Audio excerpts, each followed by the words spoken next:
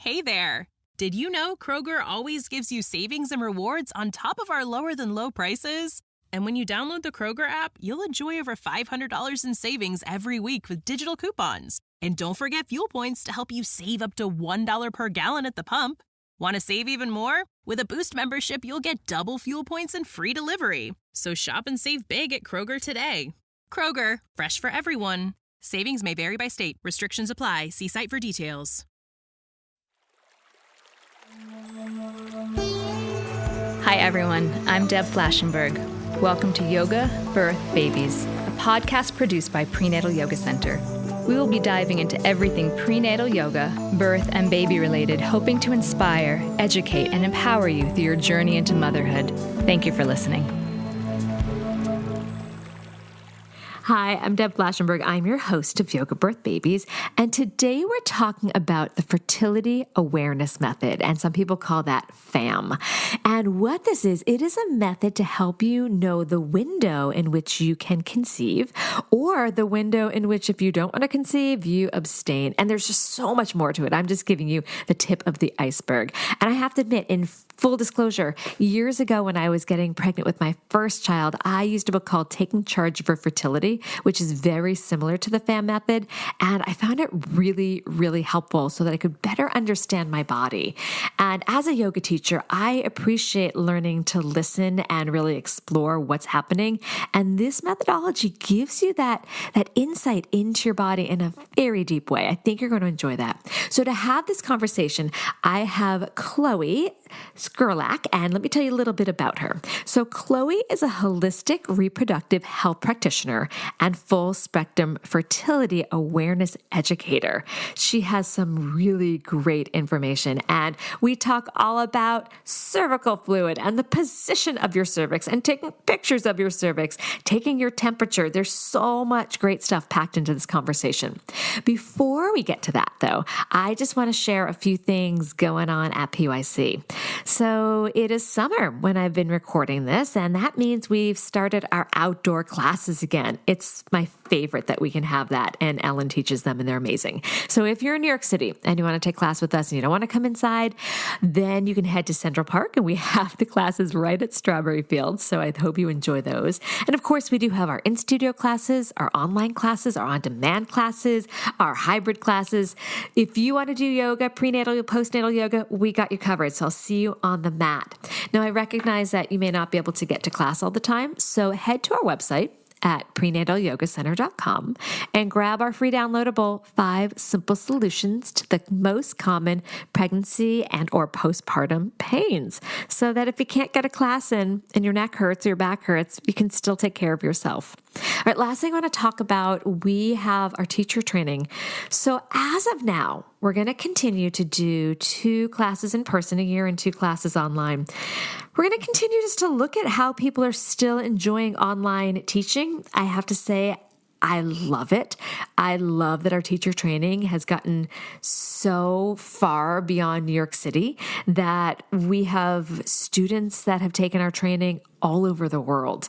I also love just how we've been able to use Zoom to really still connect and create a community. So while I love my in-person classes, teacher training, I really also love the online. So if you want to take a deep dive into pre- and postnatal yoga, this program will offer that to you. You can really make an impact in your students' lives. So we will inspire you to inspire change in your community. You can check that out at prenatalyogacenter.com. Okay, we're going to take a quick break, and we come back. Please enjoy my conversation with Chloe. Hey there! Did you know Kroger always gives you savings and rewards on top of our lower than low prices? And when you download the Kroger app, you'll enjoy over $500 in savings every week with digital coupons. And don't forget fuel points to help you save up to $1 per gallon at the pump. Want to save even more? With a Boost membership, you'll get double fuel points and free delivery. So shop and save big at Kroger today. Kroger, fresh for everyone. Savings may vary by state. Restrictions apply. See site for details. Hi, Chloe. How are you? Hi, I'm so good. I'm so happy to be here with you. Thank you. I'm really excited to talk about the Fertility Awareness Method. I have a little experience with it. I did really poorly using it, but I'm really excited to learn more about it. So thank you for sharing your knowledge. Well, thanks for having me. All right. So I guess we should get started with, I'd love to learn a little bit about you and how you got involved in the Fertility Awareness Method. I always like to say that I started using the Fertility Awareness Method for birth control, and now I stay for the body literacy. So it was in my early 20s, I was just looking for a hormone-free contraception. And I felt like at the time, and still to this day, trying to decide a way to prevent pregnancy is really just asking yourself, how do you like your hormones? You know, do you like them in a pill, in a patch, in an IUD, in a shot, an implant? But I was on the route for looking for a hormone-free contraception. And that's when I discovered the Fertility Awareness Method. So let's break that down for people that don't know what this is. So in a nutshell, what is Fertility Awareness Method? Also, some people call it FAM, I guess. Yeah, so also FAM, sure. So Fertility Awareness Method is a method of contraception that relies on the person to identify their fertile and infertile times of their cycle, and then to keep sperm out of the vagina during those fertile times. So I like to also distinguish the difference between fertility awareness, the method, and fertility awareness, the practice, because I'm a full spectrum fertility awareness educator. So I teach a lot of people how to track their cycles for more reasons than just for contraception. So you can still have a fertility awareness practice in order to achieve pregnancy, for example, or just to gain better understanding of yourself and your health through paying attention to the changes and your change from fertile and infertile times throughout the cycle.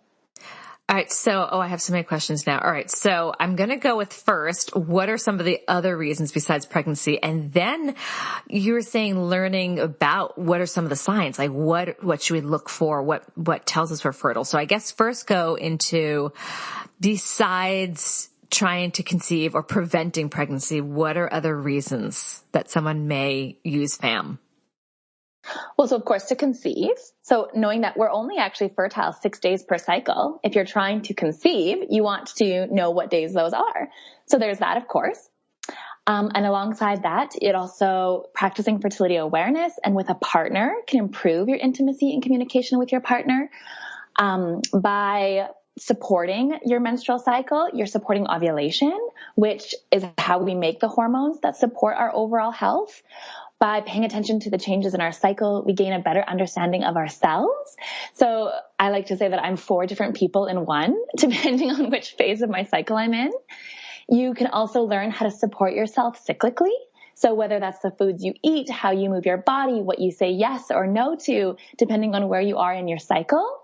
And your cycle is your 5th vital sign. So by paying attention to your menstrual cycle, you can actually monitor and improve not only your reproductive health, but your overall health. That makes a lot of sense. So if someone was using this to get pregnant, and I know if we're looking at, and we'll talk a little bit about this in a bit, like cervical fluid and cervical position, and they were tracking their cycle before they got pregnant. After they have a baby, it's not so clear when that cycle is going to start. So how soon after giving birth can someone realistically start using FAM as an effective form of pregnancy prevention? Yeah. So, typically I tell people, it should take at least 3 charted menstrual cycles before you want to rely on FAM as a contraception. But since when you're postpartum, it might take a long time. It can take 3 months, 6 months, 12 months before your cycles return. So when you're postpartum, what's really important is that you just take the time to learn your baseline first. So you have to learn your basic infertile pattern, and that can take about 2 to 3 weeks. And when I say your basic infertile pattern, I'm talking about your cervical mucus. So in a fertility awareness practice, there are 3 signs that you can chart.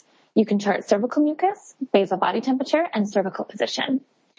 And I always say that cervical mucus is queen. So regardless of, where you are in your reproductive life, or where you are in your journey of fertility awareness, I always really recommend that people get in touch with their cervical mucus. But this is especially important for people postpartum, because being postpartum is going to make taking your temperature, for example, challenging. So you need to take at least 2 to 3 weeks to learn what is your baseline basic infertile pattern, because being postpartum is going to come with some differences. You're absolutely right. Than when you may have been charting prior to being pregnant and postpartum. So, for example, your cervix is going to be healing. So you might see like a little bit of maybe even sticky, cloudy, pasty mucus every single day because your cervix is taking time to heal. Or the fact that when you breastfeed, the suckling on the nipples is going to create arousal fluid. And so being able to know the difference between arousal fluid and cervical mucus is going to be another really important skill someone needs if they're going to be charting postpartum. So let's actually talk about charting, because this is where I failed pretty badly with my charting. First of all, I tried it on paper. I thought that'd be really cool. And I did really poorly on the temperature taking, because I know like you're not supposed to, maybe I misunderstood it. Like you're not supposed to move and for a certain amount of time and like get up and pee. You have to have a certain amount of time laying down before taking your temperature. Can you go over the three components? And in my mind, maybe I'm wrong. The three components were cervical position, mucus, and temperature. Was there more that I didn't grasp about it? Yeah. Okay. So the mucus again is number one. And very simply, when you see cervical mucus, you're fertile. So what you're going to do is you're going to consciously start wiping yourself in the bathroom. So when you go to the bathroom, before you use the bathroom and after, whether you're peeing or pooing, you want to make yourself a beautiful little cervical mucus canvas, which is just when you fold your toilet paper into a few squares and you wipe from front to back. You pay attention to what is the sensation you feel and what do you observe on your toilet paper, and can you pick anything up? And if you feel a lubricative sensation when you wipe, and or if you pick something up off of the toilet paper, you are fertile. So by paying attention to the changes in your cervical mucus pattern, someone could identify when they've entered their fertile time and when they've exited it. That's really interesting. I find that fascinating. That's the first thing. Now, the second one is temperature. So temperature is really helpful because it can confirm ovulation has occurred. So this is really important. Temperature cannot predict when ovulation is coming. It has no predictive capacity. All it can do is it can say, yes, it's happened. And it does that because your temperature shifts after ovulation and it stays high for the remainder of your cycle. And when I'm saying temperature, I'm actually talking about your basal body temperature. So this is the temperature when you are at rest. So ideally you have 5 hours of undisturbed sleep, restful sleep. And so you wake up in the morning and you take your temperature. I actually recommend people use a glass thermometer for 10 minutes under their arm. And then you just chart that on a graph, whether on paper or on an app, and you pay attention to it every single day. And eventually you'll see that shift. So that's the second one. Can I ask a question about that? So talk to me why you like the glass thermometer. I didn't under the arm. I hadn't known that. So because I'm the Justice Holistic Reproductive Health Practitioner, when I review people's charts with them, most of my clients aren't just looking for a way to avoid or achieve pregnancy. They also want to understand their health better. Mm-hmm. So their basal body temperature, if you're getting an accurate reading of your BBT, then you can also, so not only, I should say, confirm ovulation, but you can also understand a bit about your thyroid health through your basal body temperature. And thyroid health is actually the number one disruptor in menstrual cycles. So if you have something going on in your menstrual cycle, that's one of the first things you want to look into. So what would the temperature situation be? But what would the temperature look like if someone notices they have a pattern, they're looking at they're charting for pregnancy and they're like, oh, okay, I'm noticing this is how long my cycle is. This is typically when my temperature spikes. They're starting to see their ovulation pattern. What would it look like if someone was having a thyroid problem and it was showing up as their temperature in their temperature taking? Mm-hmm. So now the first thing I have to say is this is, of course, just, curiosity, right? So we can't diagnose anyone off just of a curiosity. Chart. Yes. It's just an like inference, an like this is an indication that you should get your thyroid checked. And so pre-ovulatory, if you take your temperature with a glass thermometer under your arm for 10 minutes every morning, you would want your pre-ovulatory temperatures to all be above 36.3 degrees Celsius. Okay. And then if they're seeing it differently, that could be an indicator. If it's below, if it's below 36.3 degrees Celsius, I usually know the Fahrenheit, but off the top of my head, I can't think of it. So we'll have to convert it. But if it's consistently below 36.3 degrees Celsius, cycle after cycle, then this is an indication you want to get your thyroid checked. Yeah. See, I think that's so important because so many people have undiagnosed thyroid issues. And again, we're not trying to diagnose, but how great to have an indicator that might say, hey, something's a little off. Let me take that next step to check that out. Yeah, absolutely. I mean, another nice thing too is when you're going to a doctor and you're getting your thyroid checked, right? They're looking for disease, but through your chart, we can just even see what's your suboptimal, right? So I've been charting for 10 years, and throughout those 10 years, I've watched my temperatures kind of drop below that line and then rise above it again. And I've used it as a great feedback tool to know when I need to be giving my thyroid a lot of love. So I've never been diagnosed with like hypothyroidism, for example, but through the past 10 years, I've been able to pay attention to my thyroid health and make sure I'm supporting it, especially considering my mother and my grandmother both have thyroid issues. Oh, that's so interesting. All right. So we talked a little bit about, I love to go with the mucus canvas. I love that. And then you're talking about, that's what I get a kick out of. Like, I will never see toilet paper the same way again. All right, so we have our mucus canvas and we're looking at our mucus, and then you're talking about temperature. Talk a little bit about cervical position. So then the final sign, and it's very optional. I would say most people just chart their mucus and their temperature, but an optional sign is your cervical position. So I use the acronym POT, P-O-T, position, opening, and texture. Those are the three ways that your cervix will change throughout your cycle.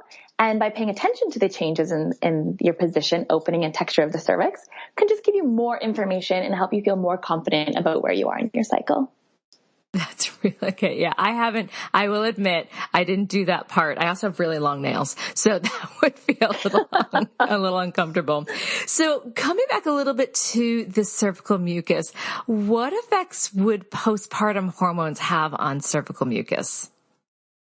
Right. So when you're postpartum, especially if you're breastfeeding, the hormones prolactin and oxytocin are going to have a suppressive effect on your ovulation. So it's very normal for people charting postpartum to have these waves of cervical mucus. So meaning the cervical mucus comes, and then it goes, and then it comes, and then it goes, and these cervical mucus waves or fertile windows don't actually accompany ovulation. So that's something to expect when you're postpartum. And then it's really important, again, to find that basic infertile pattern when you're postpartum, because maybe if you're charting prior to pregnancy, your experience was, when you're infertile, you're dry, and when you're fertile, you see cervical mucus. But again, because your cervix is healing postpartum, because of the increase in arousal fluid from all of the suckling on the breast, these might change your observations and might make finding your basic infertile pattern a little bit trickier. So you want to take at least 2 to 3 weeks to pay attention to what's your basic infertile pattern before using the method as a contraception. So let's keep going on the idea of the breastfeeding, because that's really fascinating. I was thinking about, as you're talking about the hormones, that makes total sense that when you are breastfeeding, the estrogen is lower. But I was also thinking about when someone's breastfeeding, at least this was my experience, that I wouldn't get 5 hours of restful sleep before having to take my temperature. So I'm assuming, how does someone still use the temperature situation if they were up either to use the bathroom or feed their baby because they're breastfeeding throughout the night? They don't. So they don't do the temperature. So they take that key out. That's why cervical mucus is so important. Because typically postpartum people don't get those 5 hours of sleep. No. You're totally right. Yeah. So the temping is not that useful. Plus, because so many months can go past without an actual ovulation, this person might be taking their temperature every single day for like 8 months before they see a shift, right? So some people just don't add temperature into their charting routine until they start cycling regularly again. If you do though, if someone is like, no, I really want to make sure I catch that first ovulation and I see that shift, someone could start taking their temperature once they start seeing those fertile signs in their cervical mucus, or they could also use a temp drop. Have you heard of a temp drop before? No. What is that? So a temp drop is a wearable thermometer that you wear around your arm while you sleep. Huh. Now, it's important to note that temp drop is getting a nightly average temperature. So what it does is while you're wearing it, it takes thousands of temperatures throughout the night so that you don't need those 5 hours of sleep in order to see that shift. So doing this every single night and wearing it every single night and charting it, you will see the shift and you'll be able to confirm ovulation. That's what is so great about Temp Drop, is it kind of rules out those disturbances, like getting up in the middle of the night to breastfeed or to attend a baby or a toddler, or getting up in the middle of the night to pee, or et cetera, et cetera. But a limitation to the Temp Drop is because it's not getting your accurate BBT, you can't use these temperatures to gain insight into your thyroid health or other like health about your metabolism. But if what you just want to see is that temperature shift to confirm ovulation, then it can be very helpful. Is it like a blood pressure cuff? I'm just trying to picture what it looks like. No, it's just like a little armband that you wear around the upper version of your arm, close to your armpit. And then there's this little, it almost looks like a teardrop, and it just sits right underneath your arm, close to your armpit. And it's a thermometer. It just takes your temperature throughout the night. That is fascinating. I love learning these things. I should mention, actually, I should say that there are other really cool gadgets that people have now, but in order to see the shift and confirm ovulation, we want something like the Temp Drop that comes close up to our arm and takes auxiliary temperatures. But like, for example, you have like those Ava bracelets or that, what is it called? Oura ring or something? My friend has that. Yeah. She loves it. She tells her like everything. I know. So it can be a super cool gadget. Just keep in mind, if you are using those gadgets, those temperatures at your wrist or at your hand or your fingers, they're not accurate enough to confirm ovulation. Okay. So don't be using those temperatures for charting your menstrual cycle. Okay. Well, I'm finding this, I keep going back to the idea of the cervical information. Okay. We're going to take a quick break. When we come back, I want to dive a little bit more into understanding the cervix, because I'm just curious if that can also, when someone's pregnant, give them some information. If they're used to touching their cervix, could they then start to assess what's going on as they're pregnant? Okay. We're going to take a quick break. We'll be right back. Hey there. Did you know Kroger always gives you savings and rewards on top of our lower than low prices? And when you download the Kroger app, you'll enjoy over $500 in savings every week with digital coupons. And don't forget fuel points to help you save up to $1 per gallon at the pump. Want to save even more? With a Boost membership, you'll get double fuel points and free delivery. So shop and save big at Kroger today. Kroger, fresh for everyone. Savings may vary by state. Restrictions apply. See site for details. Hey there. Did you know Kroger always gives you savings and rewards on top of our lower than low prices? And when you download the Kroger app, you'll enjoy over $500 in savings every week with digital coupons. And don't forget fuel points to help you save up to $1 per gallon at the pump. Want to save even more? With a Boost membership, you'll get double fuel points and free delivery. So shop and save big at Kroger today. Kroger, fresh for everyone. Savings may vary by state. Restrictions apply. See site for details. Okay, we're back. So I keep coming back to the three things you kept saying: the cervical fluid, the cervical position, and the temperature. I feel like I get the cervical fluid. Now we have our canvas, and then we have the temperature, and I feel like I get that a little bit better. And then cervical positioning. So is this, and I'm just kind of shooting off the top of my head. If someone has been checking their cervical position and they have a pretty good understanding of it, do you think that could be helpful as they are in later pregnancy to start to get a sense of how things are, like if they're facing or thinning out? Because I usually tell my students, like, of course, own and have empowerment of your body, but most of us don't have the insight to recognize cervical change. Have you worked with pregnant folks that they're able to understand their own cervical change as their body prepares for pregnancy? Oh, I'm so disappointed to tell you I haven't. Oh, okay. I have definitely had the similar questions as you. I haven't been pregnant myself. I haven't had children myself. So I haven't had this experience myself. And I've had a lot of pregnant people come to like my cervix portrait parties, for example. Your cervical portrait parties? Yeah, Tell me about that. Portrait parties. So, I mean, when you start paying attention to your cervical mucus, you got your cervical mucus canvas and you're writing down your cervical mucus every single night. It's only natural to get really curious about where the heck is this stuff coming from? And so the cervix portrait party, we get together And we use speculums to open the vagina and actually view and adore our cervix and even take a photo of it.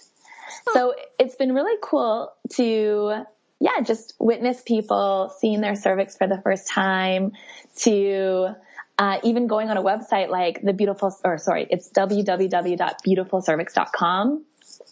Onel has an amazing website where you can see people who've even taken photos of their cervix every single day throughout their cycle, or even throughout pregnancy. So you can definitely go check that out.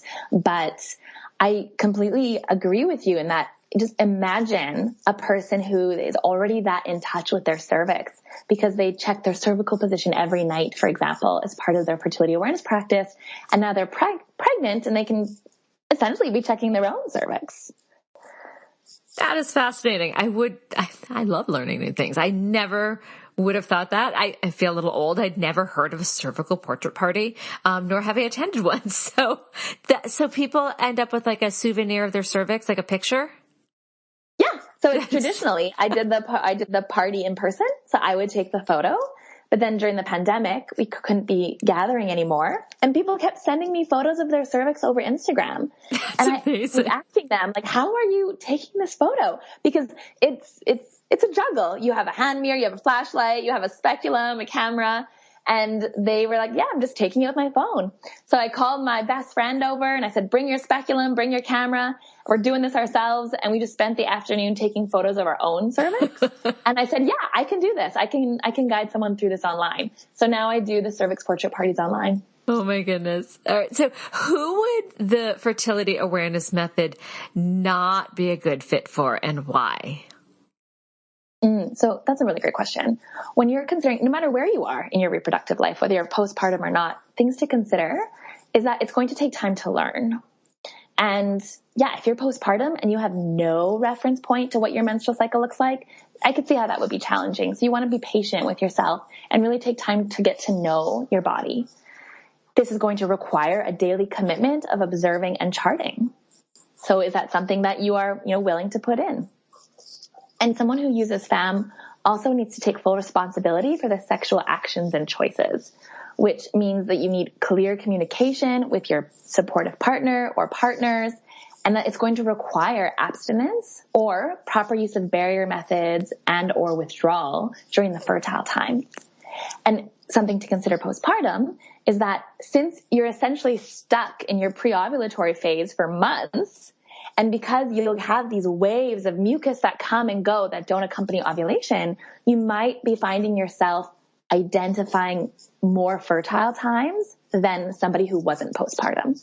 So you have to be able to have something that you're comfortable with, whether, again, it's abstaining, which is how you'll get the highest effectiveness of the method, or if you want to rely on the effectiveness of barrier methods and or withdrawal. And it also doesn't protect against STIs. Right. So those are some of the things definitely to consider when using the fertility awareness method. So do you have tracking apps? Again, I used paper because I'm really dating myself. There was a book that I got, and I bet it's still, I think it's called Taking Charge of Fertility. So that's how I learned about this. And so they had paper charts, but do you recommend tracking apps, or are there any actually that you don't recommend? Yeah, I've been tracking my cycle for 10 years, and I have used paper every single cycle. So I am a paper charter myself. I loved charting paper. I feel so even seen. when I'm so glad to hear that. Yeah. Even I used to call myself a cycle savvy globetrotter because I was traveling and teaching a lot, especially when I first graduated from the Justice College. And people were like, oh, cool. You ride your bike around the world? I'm like, no, the menstrual cycle, not the, anyway, it's so funny. But, so I'm a paper charter at heart. But when people are learning to chart, or when people are deciding to chart, I really want them to find a way where charting is fun and is a joyful experience and something that makes them want to chart. So if writing it on paper brings you joy, then do that. Or if using an app brings you joy or makes it easier and more convenient for you, then use an app. And there are hundreds and hundreds of different apps that you can use now. What you want to look for when choosing an app is, number one, that it does not predict your fertile time. So you know your body better than anyone, better than any app. So you don't want the app to tell you when you're fertile. You want to be able to have the knowledge to know when you're fertile or not, and you're just using the app to record that information. Number two, you want your app to allow you to track your cervical mucus, your basal body temperature, and your cervical position. And even if you don't want to track all those three things, you'll know it's a good app if it allows you to track those three things. And lastly, you want an app that doesn't share your information with anyone. So the app that I play around with and recommend to all my clients is the Read Your Body app. And it's a fantastic app because not only does it do all of those three things and more, it was made by Fertility Awareness Charters for Fertility Awareness Charters. So it's a really fantastic app that allows you to chart all different kinds of fertility awareness methods as well. So FAM is just an umbrella term for many different kinds of methods. So even people who are charting with me and are charting the Just East method, their app looks like a Just East paper chart. It's incredible because it's so customizable. What is the Just East method compared? I guess I'm confused. I thought Fertility Awareness Method was the three things we mentioned, and now you're saying the Just East method. Can you explain that? Yeah, so the Just East method is a symptothermal method, which is similar to taking charge of your fertility. So Tony Weschler teaches a symptothermal method in that book. Mm-hmm. And the symptothermal method simply means that you're tracking the cervical mucus, the basal body temperature, and the cervical position. But there are actually many different kinds of methods. And so I'm actually really glad that you asked that, because if you're postpartum and you're seeing peak type mucus every single day, whether it's the arousal fluid that's confusing you, or your cervix is still healing, or maybe your hormones are imbalanced and you're experiencing like an excess estrogen situation, your cervical mucus is telling you that you're fertile every single day. And that's not true. But you're going to have to consider yourself fertile every single day if you can't unpack the fertile from the infertile time. So the symptothermal method, especially given that temperature is not going to be very useful for you until you start ovulating regularly again, symptothermal method is going to be challenging. So instead, using a symptohormonal method might be better. So an example of a symptohormonal method is the Marquette method. And the Marquette method adds urinary hormone metabolites. So they use the clear blue fertility monitor, where you pee on a stick first thing in the morning, and they use that information to identify when your estrogen levels are rising or when you have an LH surge, to let you know when you've entered your fertile time and you're close to ovulation. Okay. Yeah. I didn't know that whole final step. That's really, it's so interesting.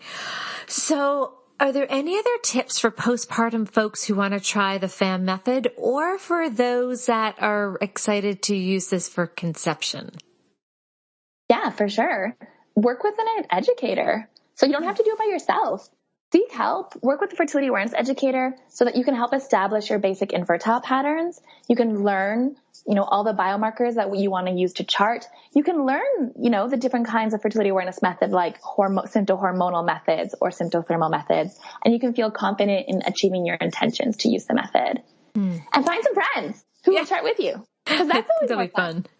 All right, we're going to take another break. When we come back, what is one final tip or piece of advice you'd like to offer new or expectant parents? We'll be right back. Hey there. Did you know Kroger always gives you savings and rewards on top of our lower than low prices? And when you download the Kroger app, you'll enjoy over $500 in savings every week with digital coupons. And don't forget fuel points to help you save up to $1 per gallon at the pump. Want to save even more? With a Boost membership, you'll get double fuel points and free delivery. So shop and save big at Kroger today. Kroger, fresh for everyone. Savings may vary by state. Restrictions apply. See site for details. Okay, we are back. So is there any final tip or piece of advice you'd like to share with new or expectant parents? A tip or piece of advice I'd love to offer is simply to listen to and trust your body. That's great. Yes, I say that all the time in prenatal yoga and postnatal, because actually I had a whole conversation with one of my students about the idea of listening and hearing. Are we actually hearing what our body's saying? Do we have that ability to listen? So I feel like so much of what you've talked about really involves not just seeing, but really taking in and really hearing what our body is telling us, using that information to then take a step further. So I really appreciate that. Yeah, I feel very grateful that I learned the fertility awareness method in my early 20s and that I've had a decade under my belt to sharpen my skills of listening, hearing, and trusting my body and my signs of fertility. And I wish that for everyone. Where can people find your work? So my name, Chloe Skerlak, you just put that in Google or whatever, you'll find me. My website is chloeskerlak.com. That's CHLOESKERLAK. I love to play on Instagram. Instagram is my playground. So it's just at Chloe Skerlak. And you'll find a lot of fun videos and reels and a lot of cervixes on cervixes, cervical mucus, ways to use your menstrual blood, and just tips on charting.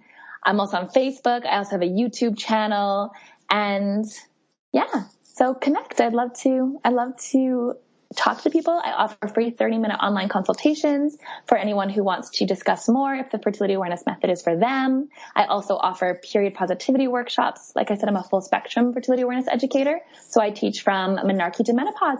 So I teach period positivity workshops. I also offer perimenopause workshops, and like I said, who wouldn't want a picture of their cervix? So I do the cervix portrait parties. I'm curious. So listeners, just shoot me, and you can either throw me a DM or when this gets posted, leave a comment. But how many of you are now going to look at your toilet paper in a whole new way? I cannot get that out of my head. Your blank No canvas. more accosting your vulvas with those scrunched up pieces of toilet paper. No, you want to fold it into a nice, beautiful square and make it into a beautiful cervical mucus and then canvas. Explore. I love this. That just tickles me. So listeners, shoot me a DM or leave a comment when you see this posted about your new relationship with your toilet paper and your cervix and your fluid, because I keep coming back to, I love new things, but I do because it teaches us how to trust our body. And for those that are pregnant, where sometimes we feel like we don't always trust the situation or the process or birth, this is just another layer to get to trust and know ourselves. So I'm really appreciative we had a chance to talk. Thank you so much, Chloe. Me too. Thanks so much for having me, Deb. This was great. This has been an episode of Yoga Birth Babies, produced by Prenatal Yoga Center. You can catch us on Facebook, Twitter, Instagram, and Periscope. I'm Deb Flaschenberg. Thanks for listening. Hey there! Did you know Kroger always gives you savings and rewards on top of our lower than low prices? And when you download the Kroger app, you'll enjoy over $500 in savings every week with digital coupons. And don't forget fuel points to help you save up to $1 per gallon at the pump. Want to save even more? With a Boost membership, you'll get double fuel points and free delivery. So shop and save big at Kroger today. Kroger, fresh for everyone. Savings may vary by state. Restrictions apply. See site for details.